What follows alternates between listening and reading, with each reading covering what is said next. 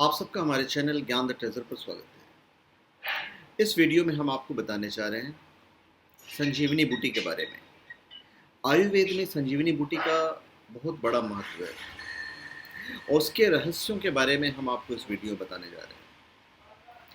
और आप कोई भी स्पिरिचुअल प्रोडक्ट ओमजा.com या शिवागो.com से प्राप्त कर सकते हैं, जेन्युइन, ऑथेंटिक, लैब सर्टिफाइड और साथ में अभिमंत्रित भी। देखिए, आयुर्वेद भारत की प्राचीन चिकित्सा पद्धति है और संस्कृत में आयुर्वेद का मतलब होता है जिंदगी का विज्ञान। और भारत में इस विद्या का जन्म 5000 साल पहले हुआ था। इसे मदर ऑफ ऑल हीलिंग भी कहा जाता है और इसकी जड़ें प्राचीन वैदिक संस्कृति से है। इस विद्या को कई वर्षों पहले गुरुओं द्वारा शिक्षा में अपने शिष्यों को सिखाया जाता था। इसे मौखिक रूप से सिखाया जाता था, जिस कारण इसका लिखित ज्ञान दुर्गम है। पश्चिम में कई प्राकृतिक चिकित्सा प्रणालियों के सिद्धांत की जड़ें आयुर्वेद में हैं, जिनमें होम्योपैथी और पोलैरिटी थेरेपी भी शामिल है। तो आयुर्वेद, संजीवनी बूटी भी आयुर्वेद का ही एक हिस्सा है। अब ये 5000 साल पहले का नहीं है। मैंने आयुर्वेद के बारे में बात की कि 5000 साल पहले लगभग इसका जन्म हुआ। संजीवनी बूटी हम रामायण के टाइम से सुनते आ रहे हैं। तो उसके जो रहस्यमयी बातें हैं संजीवनी बूटी के बारे में, आप सब जानते हैं कि रामायण में उल्लेख मिलता है कि जब राम लक्ष्मण का युद्ध हुआ था, बहुत भयंकर युद्ध हुआ था, तब हनुमान जी ने जामवंत के कहने पर वैदराज सुसेन को बुलाया और फिर सुसेन ने कहा कि आप द्रोणगिरी पर्वत पर जाकर 4 वनस्पतियां लाएं, जिससे कि लक्ष्मण की जान बचाई जा सकती थी। उसमें एक था मृत संजीवनी, मतलब मरे हुए को जिलाने वाला; विशाल निकाय करनी, तीर निकालने वाली; संधान करनी, त्वचा को स्वस्थ करने वाली; और संवर्ण करनी, त्वचा का रंग बहाल करने वाली। तो भाई हनुमान जी कैसे पहचान पाते हैं वहाँ पे कि भाई इसमें इतनी सारी जो जड़ी बूटियाँ, खास करके जो संजीवनी बूटी है, कौन सी संजीवनी बूटी होगी? ये तो बड़ा मुश्किल वाला काम था, तो उन्हें पूरा पहाड़ी उठा लाए थे। तो एनीवेज, अब इसके रहस्यों पर से हम पर्दा उठाने जा रहे हैं। देखिए, ये जो बूटी है हिमालय पर्वत के एक पहाड़ पर पाई जाती थी, जो कैलाश पर्वत तथा ऋषभ पर्वत के बीच में स्थित था। वर्तमान में इसका स्थान उत्तराखंड राज्य के चमोली गांव में द्रोणागिरी गांव माना जाता है। कुछ लोगों के अनुसार इसका स्थान उड़ीसा के गंधवर्धन पर्वत भी है। तो इस बूटी के साथ 3 अन्य बूटियां भी थी, जिनके नाम थे विशल्यकारिणी, स्वर्णकारिणी तथा संधानी। और ये 3 बूटियां भी अत्यंत चमत्कारी थी, जिनमें से पहली घावों को भर देती थी, दूसरी कटे हुए अंगों को जोड़ देती थी और तीसरी विकलांग या विकृत शरीर को सही कर देती थी। संजीवनी का रहस्य मैं आपको बताता हूँ। शिव की तपस्या करके शुक्राचार्य ने अमर होने का वरदान मांगा। तो अमर होने का वरदान तो दिया नहीं जा सकता था, तो शिव जी ने कहा कि यह असंभव चीज है, इस संसार में कोई जन्म लेने वाला अमर नहीं हो सकता। और कहते हैं कि मैं तुम्हें संजीवनी विद्या के बारे में बता सकता हूँ। और शुक्राचार्य ने उस बूटी की विद्या को सीख लिया, जिसके दम पर वे आगे चलकर युद्ध में मारे गए दैत्यों को फिर से जीवित कर देते थे। तो इस विद्या को सीखने के लिए गुरु बृहस्पति ने अपने एक शिष्य को शुक्राचार्य का शिष्य बनने के लिए भेजा था। उसने विद्या सीख भी ली थी, लेकिन शुक्राचार्य उनके दैत्यों को इसका जब पता चला तो उन्होंने उसका वध कर दिया था। इसमें मृत्यु संजीवनी सबसे महत्वपूर्ण है, क्योंकि इसके बारे में कहा जाता है कि यह व्यक्ति को मृत्यु शैया से पुनः स्वस्थ कर सकती है। तो सवाल यह है कि चमत्कारिक पौधा कौन सा है? इस बारे में कृषि विज्ञान विश्वविद्यालय वगैरह काफ़ी रिसर्च किया गया है और उन्होंने 2 पौधों को चिन्हित किया है और उस पर रिसर्च जो है वो अभी भी चालू है। और इसमें बहुत सारी प्रजातियां हैं। इस पौधे की जो प्रजातियां हैं वो ढेर सारी हैं। तो जो मृत संजीवनी है, मतलब मृत हो गए व्यक्ति को जीवित करना।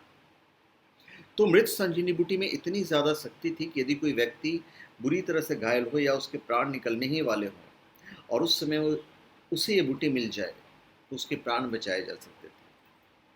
इसी कारण लक्ष्मण के प्राण इतने शक्तिशाली अस्त्र के प्रहार के बाद भी बच गए थे। तो जो रिसर्च जो चल रहा है, रिसर्च में सबसे पहले तो भारत भर में विभिन्न भाषाओं और बोलियों में उपलब्ध रामायण के सारे संस्करण को देखा कि क्या इन सब में इन पौधों का जिक्र है जिसका नाम संजीवनी ऐसे मिलता जुलता हो।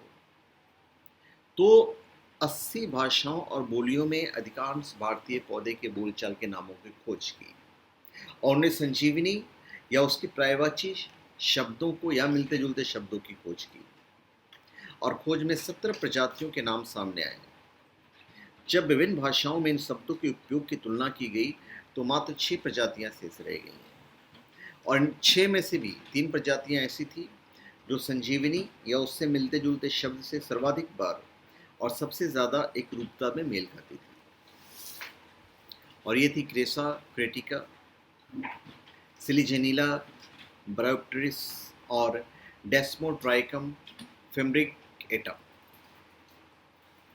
अगर हम हिंदी में कहें तो रुदंती, संजीवनी बूटी और जीविका। तो ये रिसर्च अभी भी चालू है। अभी ये जो संजीवनी बूटी हैं, ये जो बूटियां हैं, ये देवताओं तथा दानवों के द्वारा समुद्र मंथन के समय निकली थी और इसके प्रभाव को देखते हुए देवताओं ने इसे गलत हाथों में पड़ने से बचाने के लिए हिमालय में छुपा दिया था,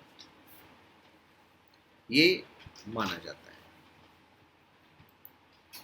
ये बूटी इतनी ज़्यादा चमत्कारी थी कि किसी के वहाँ आते ही वो अपने आप लुप्त हो जाती थी तथा किसी को नहीं दिखती थी। जब उन्हें आभास होता था कि इसका कार्य धर्म हेतु किया जा रहा है तभी यह प्राप्त हो सकती थी और इस बूटी में से हमेशा एक दिव्य प्रकाश निकलता रहता था जो उसकी मुख्य पहचान थी और इसी के द्वारा हनुमान ने इस पहाड़ को पहचाना था। जो रिसर्च चल रहा है वहाँ भी 2 वनस्पतियों पर काफ़ी रिसर्च है और वो जो 2 औषधियाँ हैं इसका रिसर्च मेरे ख्याल से काफ़ी सालों से चल रहा है। सिलेजिनेला ब्रायोप्टेरिस पे रिसर्च चालू है और डेस्मोट्राइकम फिम्ब्रिएटम इस पे भी चालू है। ये दोनों का रिसर्च जो है अभी तक चल रहा है। और एक है इफ्रेडा। माना जाता है कि सोमपान की प्रथा केवल ईरान और भारत के वो इलाके जिन्हें अब पाकिस्तान और अफगानिस्तान कहा जाता है इन्हीं के लोगों में ही प्रचलित थी। तो कुछ वर्ष पहले ईरान में इफ्रेडा नामक पौधे की पहचान कुछ लोग सोम से करते थे, तो कुछ लोग इसे इससे भी करते थे जिसकी मैं अभी बात कर रहा हूँ, संजीवनी से। त्रेता युग में भी जब भगवान हनुमान लंका से संजीवनी पर्वत को वापस हिमालय रखने जा रहे थे तब उस पहाड़ के कुछ टुकड़े वहाँ गिर गए थे और वहाँ भी कुछ बूटियाँ गिर गई थी। इस कारण श्रीलंका में उस स्थान पर आज भी औषधियाँ उगती हैं जो वहाँ की वनस्पति, मिट्टी, पेड़ पौधे इत्यादि से एकदम भिन्न है।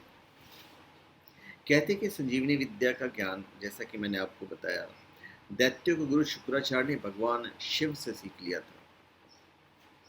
भारतीय तथा विदेश के कई वैज्ञानिकों ने संजीवनी बूटी के रहस्य को जानने के लिए कई प्रकार की खोज की है तथा इसके बारे में कई तथ्यों को उजागर भी किया है और आज भी इस पे रिसर्च चालू है। वाल्मीकि रामायण में लिखा हुआ है और स्पष्ट लिखा हुआ है कि ये बूटियां थीं और इस पे रिसर्च तब तक होता रहेगा जब तक कि इसे प्राप्त नहीं किया जा सकता। प्राप्त करने के चांसेस तो ऐसे भी कम हैं क्योंकि उस समय की जितनी बूटियां थीं बड़े ही धर्म के कार्य से जो भी किया जाता था उस वक्त किया जाता था। आज ये बिजनेस बन जाएगा, लंबा चौड़ा बिजनेस बन जाएगा, तो फिर भी रिसर्च करने वाले तो रिसर्च करेंगे ही। देखते हैं कब मिलता है उन्हें। तो धन्यवाद, आप सबका हमारे चैनल पर स्वागत है। आप हमारे चैनल पर सब्सक्राइब करें और अपने कमेंट दीजिए। धन्यवाद।